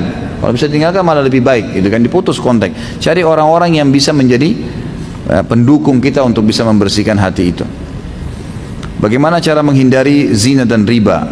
Ya, paling pertama baca dulu hukumannya. Saya sarankan Anda membaca sebentar, bisa di search, di Google, ditulis hukuman bagi orang yang berzina, hukuman bagi riba. Baca tuh ancaman-ancamannya Allah di situ. Itu yang paling pertama, kiat pertama. Jadi Anda punya informasi kenapa saya harus tinggalkan. Karena selama ini yang membuat orang tidak mau tinggalkan karena dia belum tahu ada apa di belakang itu. Kita tidak mau mengerjakan satu perbuatan karena kita tidak tahu dapat apa di situ tuh. Misalnya perbuatan baik nih. Kalau ada orang malas sholat karena dia belum tahu ada apa di sholat tuh. Dan dikasih apa sama Allah. Kalau dia baca janji-janji Allah, insya Allah poin pertama akan terdongkrak hatinya untuk mau mengerjakan. Sama halnya dosa, dia terus mau mengerjakan karena dia belum tahu ancaman Allah di situ, maka dia cari tahu ancaman Allah, gitu kan? Itu yang pertama. Yang kedua, jauhi semua fasilitas yang mendukung itu. Tontonan yang didengar, tidak boleh lagi lihat semua itu, memang ditutup, ya. Jangan buka. Karena Allah mengatakan, a'udzubillahi minasyaitonir rajim, wala taqrabuz zina, jangan dekatin zina itu. Jangan mulai SMS, jangan mulai telepon, jangan mulai nanya, tidak perlu, sudah tutup aja, gitu kan? Udah selesai, tutup, memang begitu. Dan insya Allah kata Nabi SAW, man taraka syai'an lillah abdalahu khairan min. Siapa yang meninggalkan sesuatu karena Allah, Allah akan gantikan yang lebih baik. Di dalam sebuah hadis yang diriwayatkan oleh Abu Hurairah bahwa Rasulullah SAW bersabda, barang siapa yang melihatku di saat tidur, maka seakan-akan dia melihatku pada saat terjaga dan syaitan tidaklah dapat menyerupaiku. Juga hadis yang diriwayatkan oleh Abdullah bin Mas'ud bahwasanya Rasulullah SAW bersabda, barang siapa yang melihatku di saat tidur, maka sungguh dia telah melihatku. Sesungguhnya syaitan tidak bisa menyerupaiku. Hadis Tirmidzi, dan dia berkata hadis hasan sahih. Apabila Ustaz Khalid pernah bermimpi bertemu Rasulullah SAW dan di mimpi tersebut beliau memberi nasihat yang belum pernah ada dikatakan pada zaman beliau kepada Ustaz Khalid dan berpesan agar disampaikan juga kepada umat muslim yang lain. Apakah Ustaz Khalid akan menyampaikan walaupun itu hal baru? Tentu saja tidak. Tentu saja tidak, karena mustahil bertemu antara pesan Nabi SAW yang datang dalam mimpi dengan apa yang telah beliau ajarkan. Jadi ulama juga membahas masalah mimpi ini. Yang pertama, hadis ini benar, tidak ada yang kita ragukan. Kalau orang lihat di dalam mimpinya Nabi SAW, maka itu adalah Nabi SAW. Tapi perlu diketahui, Ibnu Sirin menjelaskan dalam masalah takwil mimpi dengan panjang lebar. Perlu diketahui, mimpi yang disebutkan ketemu Nabi SAW adalah mimpi yang memang yang sedang dilihat benar seperti apa yang disebutkan ciri fisiknya Nabi SAW. Misal memang Allah perlihatkan kita melihat secara fisik memang Nabi SAW, bentuk alisnya sudah disebutkan bagaimana, warna kulitnya. Kalau misal maaf, ada orang mimpi Nabi SAW tapi orangnya pendek gemuk, itu nggak benar. Karena Nabi SAW apa ciri fisiknya? Tinggi besar kekar, kan beda. Alisnya Nabi SAW berwarna hitam seperti busur panah. Kalau dia lihat dalam mimpi alisnya warnanya merah misalnya, itu berarti bukan. Walaupun tersirat di dalam hatinya ini adalah Rasulullah, karena dipertemukan dengan ciri, karena ini bisa saja gitu kan. Jadi memahami hadis ini adalah kata Ibnu Sirin harus dipertemukan juga dengan hadis-hadis yang lain yang menyebutkan tentang ciri Nabi SAW. Yang kedua kata beliau, kalau seandainya fisik Nabi nggak kelihatan, ada kadang-kadang orang mungkin cuma lihat punggung, ada kadang-kadang orang cuma lihat dengar suara. Alasannya itu adalah suara Nabi SAW. Maka kata Ibnu Sirin harus dilihat pesan yang disampaikan itu, apakah pesan sesuai dengan pesan Nabi SAW di zamannya atau bukan. Kalau bukan berarti itu bukan Nabi SAW. Karena di sini kata-kata melihat Nabi lebih tepat secara harfiah adalah melihat fisik Nabi, gitu kan? Melihat memang Nabi SAW, melihat Nabi SAW memang betul-betul seperti itu, gitu kan? Saya pernah melihat Nabi SAW pada saat saya pertama mengisi materi sirah. Itu saya lihat dalam mimpi saya sendiri, Nabi SAW lagi di hadapan saya, dan kebetulan wajah beliau itu sangat dekat, dan saya mempelajari dalam hadis Bukhari tentang ciri Nabi SAW. Alisnya seperti busur panah, hidungnya seperti apa, bola matanya seperti apa, bibirnya SAW seperti apa, dan itu persis seperti apa yang dalam hadis. Dan saya lihat beliau tidak bicara apa-apa, cuma menghembuskan nafas dari hidungnya, yang dalam mimpi itu saya lihat saya menghirup nafas itu gitu, hanya itu saja. Kemudian saya terbangun, maka saya sangat yakin itu Nabi SAW. Dan saya tahu pada saat itu memang saya sudah membuka kelas khusus untuk belajar mengajar secara intens masalah sirah dan hadis Nabi SAW, gitu kan. Itu yang saya tahu. Jadi di sini perlu kita ketahui, melihat Nabi SAW dalam hadis Bukhari tadi dan Tirmidzi adalah melihat utuh Nabi SAW, melihat utuh. Kita lihat minimal wajah.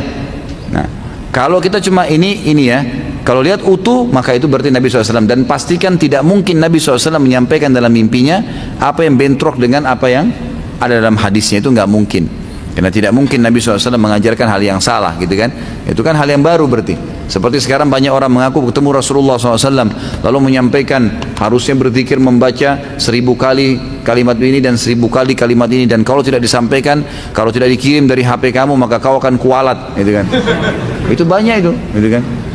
Pastikan kalau kau tidak kirim, kau hapus, maka akan kualat, diancam 7 hari 7 malam akan datang musibah dan ini semua tidak benar, khurafat. Dari mana ini, gitu kan? Tidak mungkin. Sementara memang wahyu Allah Subhanahu wa taala itu sudah banyak sekali. Wahyu sudah sangat banyak, gitu kan? Jadi kalaupun Nabi SAW datang, Nabi SAW akan mengingatkan umatnya apa yang memang sebenarnya yang dibutuhkan, yang sifatnya sudah ada penyampaian, cuma mungkin umatnya meninggalkannya. Itu bisa terjadi, dan ini sangat jarang ya di antara para sahabat, di antara para tabi'in. Kalau kita baca riwayat-riwayat hidup mereka yang ternukil kepada kita dengan izin Allah masih terjaga, itu tidak jarang sekali di antara mereka menceritakan kalau mereka bertemu Nabi SAW. Ada, tapi tidak banyak, gitu kan. Artinya memang di kalangan sahabat pun, di kalangan tabi'in, ini bukan sesuatu yang populer, bukan sesuatu yang memang seringnya melihat Nabi SAW dalam mimpi. Sampai saya pernah baca sebuah buku, ada di situ wirid-wirid khusus dibaca untuk ya mimpi Nabi SAW. Dalam mimpi ini tidak pernah sampai ada sunnahnya. Ada yang membaca salawat sampai 1 juta kali, ada yang sholat sampai bagaimana, gitu kan. Itu semua hal-hal yang tidak pernah ada contohnya. Allahu a'lam. Rasulullah SAW bersabda, wallahi inni la astaghfirullah wa atubu ilaihi fil yawmi akthar min 70 marrah. Demi Allah, sungguh aku beristighfar kepada Allah, bertobat dalam sehari lebih daripada 70 kali. Hadis Bukhari. Beliau juga bersabda, ya ayuhan nas tubu ilallahi fa inni atubu fil yawmi ilaihi 100 marrah.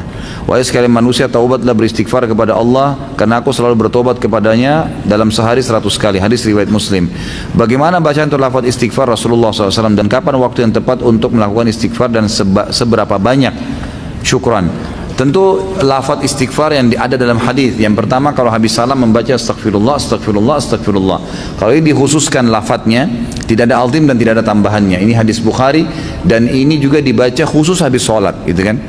Kalau ini kemudian mau diamalkan dalam hadis Nabi yang masuk dari secara global, karena ini dalam global, satu hari saya beristighfar dan bertaubat 70 atau 100 kali, gitu kan. Kedua riwayat kalau kita langsung gabungkan, kata ulama, boleh dia baca lafaz astagfirullah saja sebanyak ya 100 kali, gitu kan.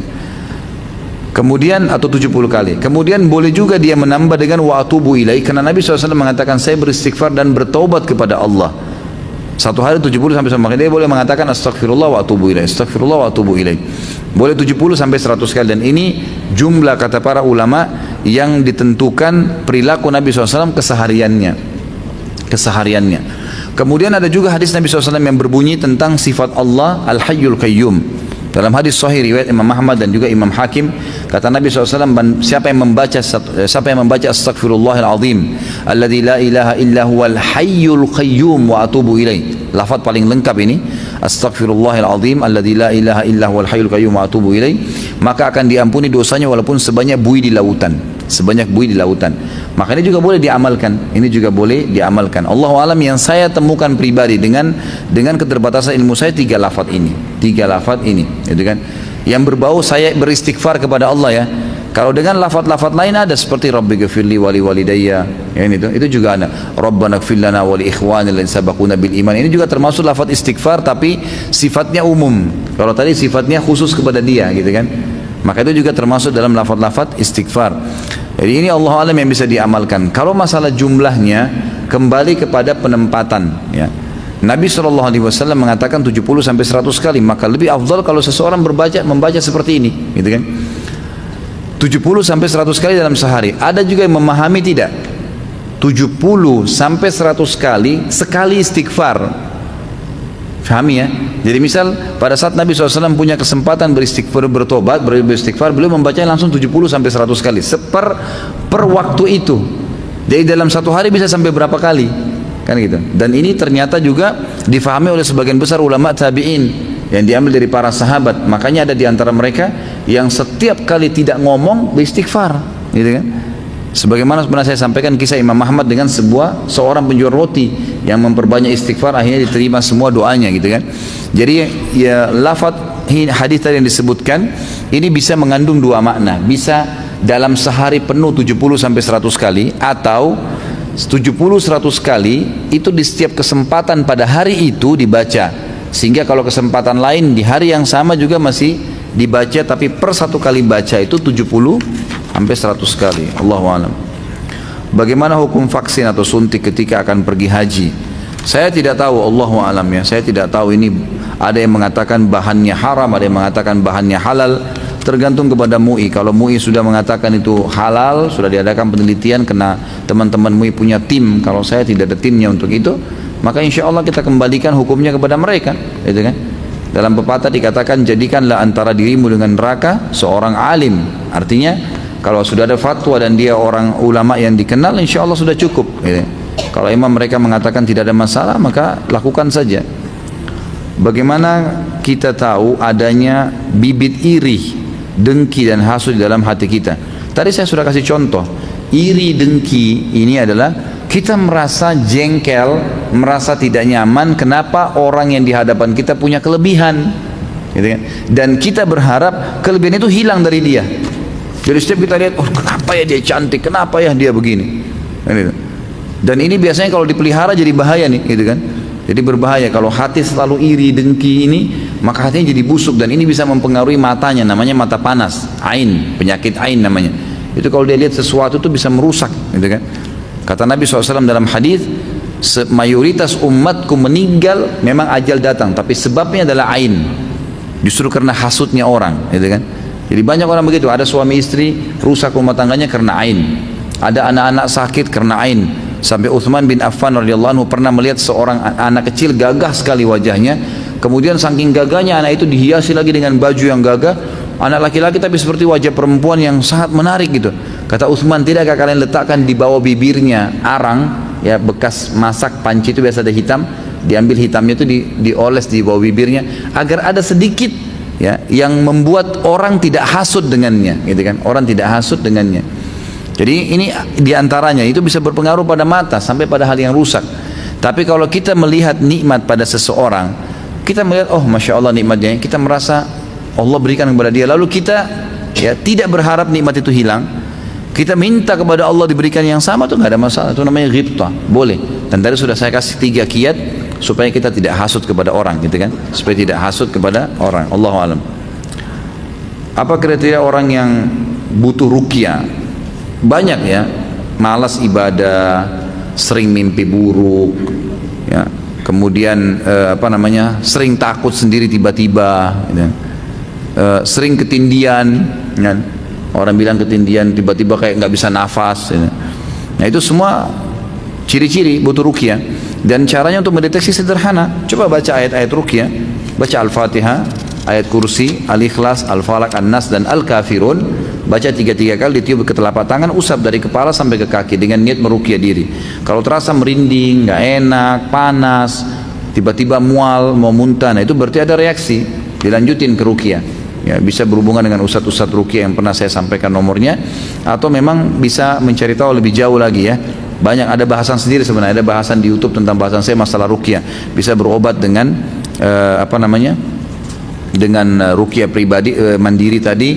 Bisa juga meminum air yang ditaruh daun bidara, ya, kemudian mandi dengan air bidara, itu semua termasuk bisa dilakukan gitu. Atau minta tolong sama para ustadz-ustadz kita yang memang sudah menjalankan itu, ya, meruqyah orang-orang. Saya sudah ngasih tahu orang tua saya tentang sunnah, tapi beliau tetap kekeh pada pendiriannya tentang tahlilan. Bagaimana cara supaya orang tua saya kembali ke sunnah? Kalau sudah disampaikan, tugas Anda sudah lepas. Selebihnya doakan saja. Selebihnya doakan kepada Allah SWT, karena kita tidak punya cara lain. Yang penting sudah dijelaskan kebenaran pada orang yang sedang salah. Mau tanya tentang hadis ini, apakah untuk kalangan kita atau orang-orang fasik, Ustaz? Sesungguhnya yang termasuk yang paling aku cintai di antara kalian adalah paling dekat majelisnya dariku pada hari kiamat. Sesungguhnya orang yang paling aku cintai di antara kalian dan paling dekat majelisnya dariku pada hari kiamat adalah orang yang terbaik akhlaknya di antara kalian. Dan sungguhnya yang paling aku benci di antara kalian dan yang paling jauh majelisnya dariku pada hari kiamat adalah orang yang berlebihan dalam berbicara, sok fasih dengan ucapannya dan sombong dalam ucapannya. Diriwayatkan Tirmidzi. Pertanyaan tadi, apakah hadis ini untuk kita atau orang-orang fasik? Untuk semua umat Islam tentunya ya. Kita semua kena dalam hadis ini. Jadikan sebagai peringatan, jangan sampai dilanggar, karena memang orang dalam Islam tidak boleh sembarangan ngomong kosong, menjatuhkan orang, tidak ada ilmunya dalam berbicara, itu tidak boleh dalam Islam ya. Kena dalam ancaman hadis ini. Jadi umum semuanya bisa kena. Saya baca di sini rumusan masalah. Saya kira makalah nih. Apakah riya termasuk dosa hati? Iya. Tadi saya jelaskan kan, riya, iri, dengki masuk. Apakah orang yang pamer itu selalu dinilai riya? Kalau dia pamer ibadah, iya. Kalau ibadah. Kalau bukan ibadah maka masuk dalam bab sombong. Ya kan? Pamer mobil, pamer baju itu sombong. Dosanya lain lagi. Tapi kalau dia pamer ibadah, riya. Nah, ibadah apa saja, gitu kan? Saya baru pulang umroh, saya baru bantu orang, saya baru puasa, saya baru begini. Itu pamer ibadah, berarti riya. Apa yang dimaksud hadis di pembahasan tadi? Hati adalah jantung, karena kalbu beberapa asatidz maksudkan jantung bukan hati. Ini khilaf diantara ulama tentang masalah istilahnya, gitu kan? Tapi memang yang sering diterjemahkan kalb itu jantung, bisa masuk jantung, bisa masuk hati. Ada yang pendapat yang mengatakan dia jantung di tengah-tengah dada kita. Allahu a'lam. Apakah dimungkinkan ada sunnah yang tidak sampai kepada kita karena itu tidak terjaga seperti Al-Quran? Bisa jadi, Allahu a'lam. Itu kan bisa jadi. Tapi dengan izin Allah, Allah SWT akan menjaga hal-hal yang mendasar bagi umat ini. Bukan mustahil, mungkin ada hadis yang belum sampai kepada kita, karena sekarang ini masih banyak manuskrip, tulisan-tulisan tangan para ulama dari generasi emas dulu yang masih belum disentuh sama sekali. Saya kemarin waktu sebelum ke Indonesia dapat penawaran untuk pasca sarjana di Maroko, S2 sama S3 di sana waktu selesai S1 di Madinah. Kemudian pada saat saya sebelum berangkat, ada beberapa teman-teman kita yang sudah mendahului kami ke sana dulunya. Tentu saya tidak berangkat ya, tapi waktu itu sempat saya ngobrol-ngobrol gimana sih sebenarnya keadaan Maroko itu. Kemudian dijelaskan sama dia tentang keterangan semua, dan dia jelaskan di perpustakaan kampus kami saja itu masih ada ribuan manuskrip yang belum tersentuh, belum sama sekali dibukukan, dan itu masih tulisan para ulama-ulama dulu gitu. Masih zaman kerajaan muwahhidin, murabitin. Ini masih zaman Abbasiyah ya, tahun 600-an Hijriah, 500 Hijriah itu ada banyak, masih belum disentuh. Bukan mustahil, Allahu a'lam, kita tidak tahu. Tapi insya Allah yang sudah ada sekarang kita amalkan gitu. Yang tidak boleh itu berjualan di masjid atau mengumumkan barang hilang. Bagaimana kalau kita belanja online tapi kita sedang di dalam masjid? Setahu saya tidak boleh transaksi dalam masjid, transaksi fisik ya. Jadi menerima uang dan seterusnya. Mungkin kalau kita tarik ke sekarang masalah online di HP, lebih baik jangan, lebih aman jangan. Karena Nabi SAW yang melarang dalam hadis untuk transaksi di masjid. Masalah mengiklankan barang hilang ini hadisnya lain lagi, memang dilarang gitu kan. Siapa yang mengiklankan barangnya hilang di masjid, maka katakanlah padanya semoga barangmu tidak kau temukan, gitu kan. Itu memang ada larangan tersendiri, Allahu a'lam. Jadi dia jadikan masjid sebagai tempat iklannya. Ini dibahas oleh para ulama, bagaimana kalau marbot masjid yang menemukan barang dan dia sampaikan. Maka ini ada pendapat ulama yang membolehkan, tidak masuk dalam larangan. Karena larangan ini kalau ada orang yang hilang barangnya, kemudian dia sendiri yang jadikan masjid sebagai tempat pengumuman, atau setiap kali temukan barang di luar masjid langsung dibawa ke masjid diiklanin. Nah ini yang disorotin, yang tidak boleh. Ana ingin memperdalam muamalah maliyah maksudnya harta ya, masalah ekonomi ini. Apakah ada ustadz rujukan untuk bisa kita ikutin untuk memperdalam ilmu? Allahu alam. Yang saya tahu ada banyak. Yang saya tahu sekarang yang sudah pulang dari Madinah kan ada dokter siapa? Irwandi Tirmizi ya. Kemudian yang lain saya tidak pernah secara khusus tahu, tapi mungkin ya umumnya, insya Allah umumnya teman-teman yang sudah pernah belajar apalagi tamatan dari Fakultas Syariah itu umumnya bisa dijadikan sebagai rujukan. Saya tidak ingat sekarang nama-nama mereka, tapi insya Allah tuh tanya saja ya, kalau mereka terutama tamatan Mesir, tamatan Madinah, tamatan Mekah, tamatan Mesir dari Timur Tengah, yang insya Allah bisa dijadikan rujukan. Doakan kita semua agar bisa berangkat haji bersama Ustadz tahun ini. Hai, insya Allah. Kalau tahun ini saya nggak tahu ya, karena saya sendiri belum dapat visa gitu. Tapi insya Allah mudah-mudahan ya, kita tidak tahu. Kalau mungkin kita berangkat di tahun-tahun akan datang, insya Allah mudah-mudahan Allah SWT mudahkan. Istri anak kurang suka janggut anak panjang. Apa ini? Apa ini ya? Dia minta janggut anak dipendekin. Apakah anak harus ikuti istri anak atau haruskah anak cari penggantinya?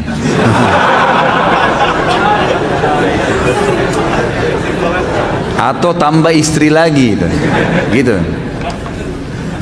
Ini nggak tahu nih yang lagi bertanya hadir sama istrinya atau gimana nih. Kadang-kadang ikhwah begitu, soalnya istrinya hadir disinggung gitu kan. Ya tentu saja perjawabannya tidak boleh kita ikutin istri. Kenapa harus ikutin istri? Perintah Allah SWT kan itu. Dan gini, ini teman-teman di sini laki-laki kan itu, perempuan itu suka dirayu kan itu. Antum harus jadi ahli rayu dong gitu kan. Rayu yang halal tapi kan gitu. Masa kalau gombal di media bisa, sama perempuan yang tidak halal bisa, sama istri nggak bisa gitu kan? Ya harus bisa dirayu. Bagaimana caranya supaya dia suka gitu kan? Supaya dia suka. Jadi kita jelasin hukum-hukum syar'i, insya Allah dia suka lah gitu. Dan biasanya perempuan itu lebih suka dengan karakter, dengan perilaku daripada fisik. Kan itu. Kemungkinan besar istri antum ini mungkin masih ada hal-hal yang berhubungan dengan karakter yang dia tidak suka, tapi singgungannya ke situ gitu kan. Mungkin seperti itu, karena kalau fisik setahu saya itu tidak terlalu, itu bukan nomor satu bagi wanita, tapi perilaku dan muamalah gitu kan. Itu yang saya tahu, Allahu a'lam. Itu yang masalah jenggot. Jadi jangan dipatuhi. Kalau masalah antum mau menikah lagi, tidak harus tunggu istri nolak jenggot gitu kan. Itu kapan saja silahkan, asal antum merasa mampu bisa ya. Kenapa tidak? Perintah Allah, nikahi wanita 2, 3 dan 4. Kalau memang tidak bisa baru 1 gitu kan. Opsi pilihan silahkan. Kalau anda merasa mampu silahkan. Oh tapi saya takut nanti ribut Ustaz. Ya rayu dong gitu kan. Harus bisa ditaklukin bagaimana caranya. Buat supaya dia faham, bisa-bisa. Kalau memang antum sendiri kaku orangnya seperti patung, kemudian mau nikah lagi, gimana menghadapi 2 gitu kan. Seperti ada satu syekh, bukan syekh, ada orang tua di Yaman, itu ceritanya tentang masalah poligami. Pada saat ditanya dia, waktu sama ponakannya, dia nikah 1, nikah lagi istri yang kedua, kemudian ditanya sama ponakannya, Ammi ya paman, mau kemana dan dari mana? Dia bilang minan nar ilan nar gitu. Maksudnya dari neraka ke neraka nih. Di sini ribut, di sana ribut gitu. Nah ini karena dia mungkin bawaan pribadinya kaku. Orang yang supel, orang yang biasa memimpin ya gitu, itu pasti bisa lah, dia bisa membangun. Seperti ada orang yang mampu cuma menangani 2 orang, 3 orang pegawai, ada orang yang bisa menangani 1000 pegawai kan itu. Ada kelebihan yang Allah kasih, keterampilan ini. Dan tadi saya sudah kasih kata kuncinya. Orang yang punya kelebihan, waktu dia 24 jam, ambil positifnya, cari tahu kenapa dia bisa lakukan gitu kan. Kalau antum sudah niat poligami, coba follow up siapa yang sudah poligami, kemudian tanyakan bagaimana kiat-kiatnya kepada mereka. Dan ingat, jangan pernah sembunyi. Tak usah sembunyi, gentle, sampaikan apa adanya. Kemudian buat supaya suasana dia bisa menerima, dan kita juga punya kesiapan fisik, materi, ya, ilmu, semua kita harus punya itu. Jangan cuma hawa nafsu, kan itu. Ya, karena itu hubungan biologis hanya 5 menit, 10 menit, 1 jam selesai. Selebihnya antum bisa biayai nggak kehidupannya? Ini bukan hanya sekedar ranjang gitu kan. Tapi ini masalahnya ada biaya, ada materi, ada perlindungan, pendidikan, ada hak-hak istri. Antum ikutin materi manajemen rumah tangga Islami di YouTube ceramah saya, nanti bisa tahu hak-hak itu. Kalau antum sudah punya haknya, insya Allah nggak ada masalah, kan gitu, tidak ada masalah. Apabila nama Rasulullah SAW diucapkan, maka kita harus membalasnya dengan salawat. Bagaimana bila mendengar nama beliau ketika sedang sholat atau berzikir atau berdoa? Tentu saya kalau lagi sholat tidak ada hubungannya. menjawab salam, membaca salat, mengucapkan salawat pada saat kita lagi sholat itu tidak dilakukan. Karena ibadah sholat adalah larangan Nabi SAW, tidak boleh dihubungkan dengan bacaan lain. Tapi kalau lagi berdoa atau misalnya memang ada ibadah yang kita kerjakan dan tidak dilarang untuk memasukkan bacaan lain. Saya tahu kalau doa lagi zikir, kita lagi zikir pagi atau zikir habis sholat, ada orang menyebutkan Nabi SAW, kita juga mengatakan SAW. Tapi kalau sholat jangan. Apabila kita, tapi tentu setelah salam bisa ya. Setelah antum salam, antum ingat tadi kayaknya ada orang yang salam nih, kita jawab salam. Atau ada yang membacakan, sebutkan nama Nabi SAW, kita sebutkan nama, atau kita bacakan salawat pada Nabi SAW. Apabila kita melakukan dosa lalu bertaubat, apakah Allah akan menanyakan dosa itu di yaumul hisab? Tidak ditanyakan, tapi diperlihatkan. Tetap kita akan lihat dosa sekecil dan sebesar apapun antum sudah taubat, tetap di buku amal ada. Tapi di situ sudah diberikan gambaran ini sudah taubat nih. Ini misalnya ada orang berzina umur 16 tahun. Kemudian dia taubat di umur 21 tahun. Dosa zina di 16 tahun dimaafkan secara hukum, tidak dihukum lagi, tapi secara laporan tetap ada. Jadi kita tahu nih umur 16 tahun kamu pernah berzina, ini kamu lakukan di sini, di sini, di sini, dan kamu tobat di umur begini, karena itu Allah ampuni. Jadi tetap kelihatan. Makanya tafsir firman Allah Subhanahu wa taala, orang-orang kafir atau menerima buku mereka mengatakan, a'udzubillahi minasyaitonirrajim, ma li hadzal kitabi la yughadiru shaghiratan wala kabiratan illa ahsaha. Buku apa ini yang kami terima yang tidak membedakan antara hal kecil dan hal yang besar? Kata ulama, tangisan yang pertama, tangisan yang ke-100, tarikan nafas yang pertama, tarikan nafas yang ke-1000, yang ke-1.000.000, gerakan tangan, gerakan kaki, segalanya dicatat dalam buku amal malaikat. Ini bukan laporan biasa ini. Ini sekretaris Lex ini. Gitu. Ini luar biasa, malaikat catat semua, gitu kan? Yang apapun yang kita lakukan, baik atau buruk, itu semua sudah tercatat. Apa hukum menghadiri walimah safar yang diadakan orang yang akan berangkat haji? Kalaupun boleh hadir, nasihat apa dan pesan apa? Sebenarnya saran saya ya, lebih baik nggak hadir. Kalau saran saya, karena pertama walimah safar itu sendiri, saya sudah pernah jelasin. Secara makna walimah safar nggak ketemu dalam bahasa Arab. Walimah itu acara untuk perkawinan, makanan perkawinan. Safar itu safar. Ini di Indonesia nih, yang penting ada bahasa Arabnya, gitu kan? Yang penting ada bunyi Arab sudah. Nah ini sudah bagian dari agama kita. Ini nggak benar. Itu secara makna sudah nggak benar. Nabi SAW tidak pernah mempraktikkan kalau mau ibadah diiklanin. Tidak pernah itu. Undang orang untuk khusus gitu kan. Sekarang orang mau haji, mau umroh selalu adakan walimah safar yang tadi tanda kutip bahasa itu. Untuk apa? Saya pernah tanya untuk apa? Untuk minta maaf. Loh, minta maaf dalam Islam itu bukan pada saat mau haji dan umroh loh. Sepanjang hari, setiap saat. Jangan sampai kita meninggal. Jangan tutup mata kita malam hari kecuali sudah minta maaf. Yang kedua saya tanya apa alasannya? Jawabannya untuk didoain. Ya mau berangkat ibadah siapa? Mereka yang doain kita, gitu kan?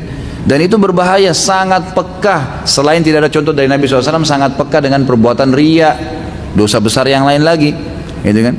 Sebab orang yang mengundang orang untuk mengiklankan saya mau haji atau umroh, apa bedanya dengan orang mau sholat malam, siangnya undang orang makan sambil berkata doain saya nanti malam mau sholat tahajud?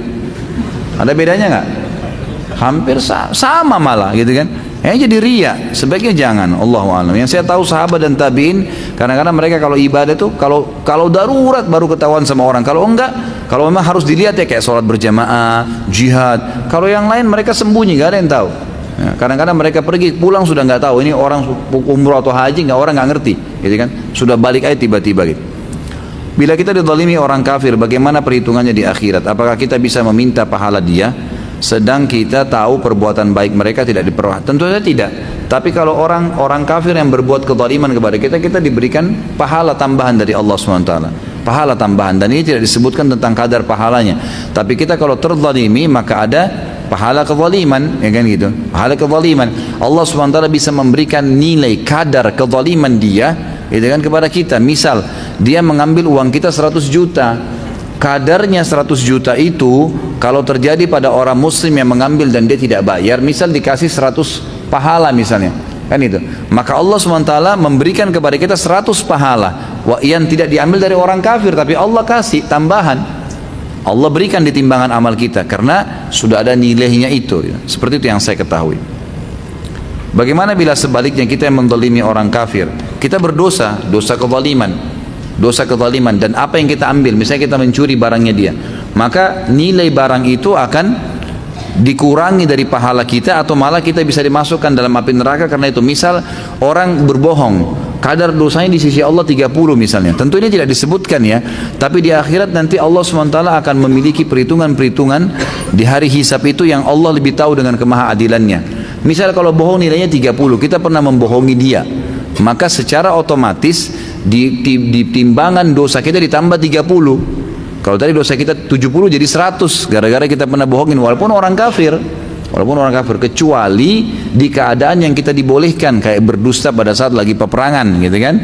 Itu sudah pernah saya jelaskan, Nabi SAW membolehkan berdusta pada saat peperangan, dan itu dikerjakan oleh siapa namanya, sahabat yang masuk Islam di perang Khandaq ya, itu Ma'in bin Mas'ud ya radhiyallahu anhu. Ini beliau masuk Islam, kemudian akhirnya memporak-porandakan pasukan Ahzab itu dengan membuat sebuah tipu daya antara suku Quraidah Yahudi dengan orang-orang kafir Quraisy. Itu yang saya ketahui. Baik, ini pertanyaan terakhir ya. Saya waktu dulu sekitar setahun atau 2 tahun yang lalu saya pernah berantem dengan seseorang. Nah sekarang setelah saya pikir-pikir, saya ingin meminta maaf padanya supaya tidak ada kebencian di hati lagi. Saya sudah mencoba invite pin orang tersebut tapi tidak di ACC selama berhari-hari. Jadi saya tidak bisa meminta maaf, sepertinya dia masih marah pada saya. Pertanyaan saya, bagaimana caranya saya meminta maaf?